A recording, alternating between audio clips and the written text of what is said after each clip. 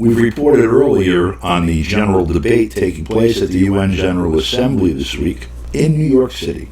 Heads of state from around the world are meeting and discussing the issues of the day, such as the war in Ukraine and many others. However, the UN isn't the only place where these discussions take place. We've also reported on the BRICS conference that took place in South Africa and on the G77 plus China. For more on all of that, we go to Nicaragua and speak with Camila Escalante and Stephen Sefton. I think we can summarize it really as a combination of various summit meetings and conferences. For example, the earlier BRICS meeting that I think we've already commented on that was held in South Africa, the G77 plus China conference that was held just last weekend, I think.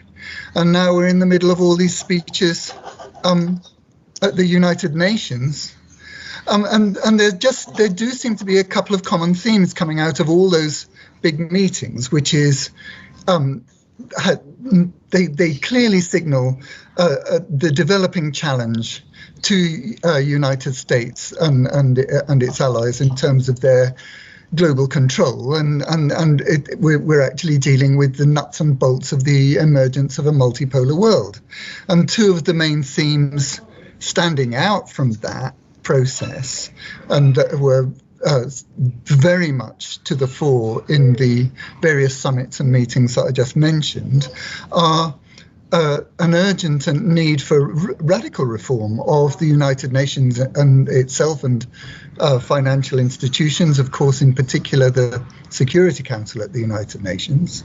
And also there were repeated calls by numerous leaders for an end to the kind of unilateral coercive measures that some people refer to as sanctions that are applied to countries like Cuba and Venezuela, to Iran, to Syria, to North Korea by the United States and its allies, apparently in a completely illegal way in terms of international law.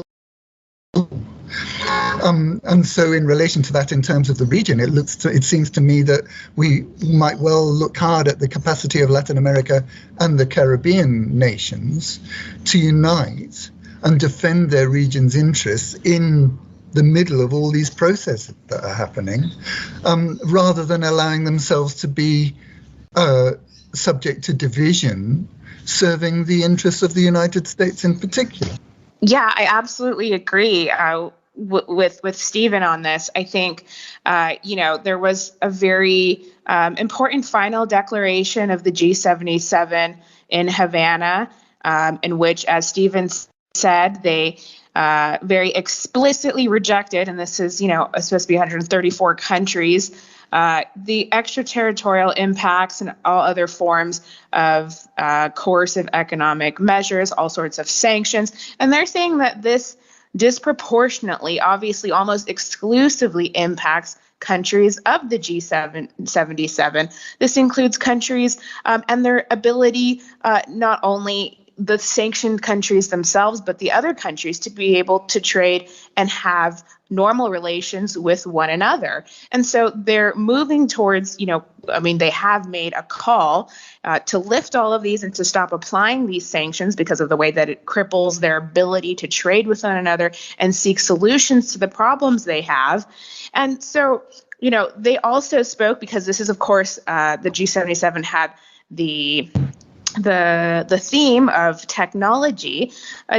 President Maduro, he talked about the way in which, certain powers of the world actually control the internet. He said that there's a huge technological gap between the developing countries and the most powerful, wealthy countries.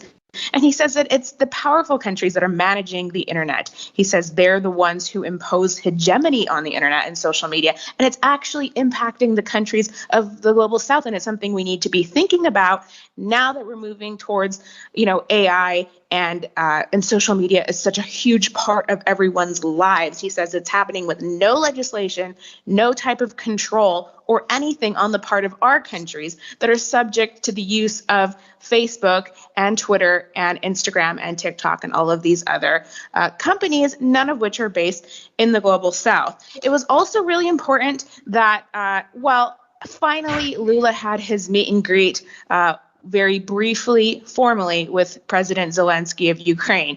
Zelensky had been chasing him for 8.5 months through the hallways of different events, trying to, nail him and have his moment with Lula. And Lula actually, the night prior, announced that he was having some health problems and that he was going to have to leave earlier than he had planned. And so he actually was able to squeeze in that meeting before he left. And it seems that it was very straightforward, as cordial as it could be. But it doesn't seem like Lula is looking like such an ally to Zelensky right now. Zelensky was able to meet with a really important ally of his in Latin America, one of the most outspoken ones, which is Gabriel Boric. Gabriel Boric and him both, after their meeting, went on social media to say, how supportive Boric is of President Zelensky and of Ukraine. And what Zelensky actually expressed is his desire to hold some sort of a Ukraine-Latin America summit. That's what he's proposing. So it remains to be seen what kind of summit that would be, given that through all of these speeches that we've now heard so far in the General Assembly and in the G77, it really sounds like a lot of the countries of our region are actually rejecting involvement in the conflict. And if anything, they think it's taking up a lot of space and they want to get back to providing and tending to the needs of their people. Yeah, and I think that's very important, that reference to the role of Ukraine and the conflict in Ukraine catalyzing positions in Latin America and the Caribbean. And I think it points to something that is, I think is absolutely fundamental in when we're looking at the region, and that is that while politically the United States and the European Union still seem able to apply political pressure to some extent, at least to prevent nations in Latin America and the Caribbean from being overtly hostile or taking positions against their own positions. You can see that a lot of the region is trying to keep all their options open, and that seems to me particularly true of Mexico, Brazil, and Argentina, who are probably the three most important economies in Latin America and the Caribbean.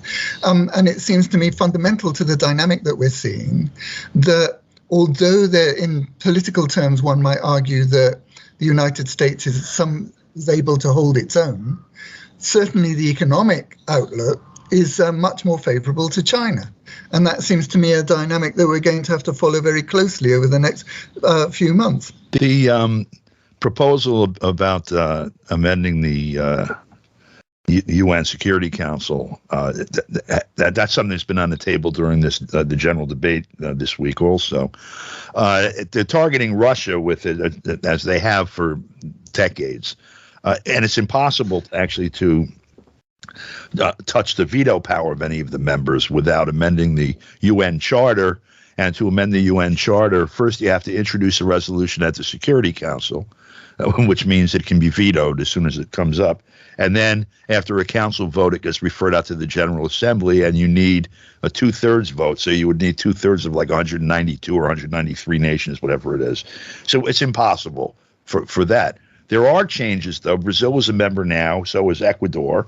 And there are, there's a discussion about making a permanent seat for, however it's rotating or whatever, for South America or Latin America and the Caribbean, one for Africa, so that the post-war order that's represented there would be sort of pushed aside, and the reality of the way that the world is would be reflected there instead.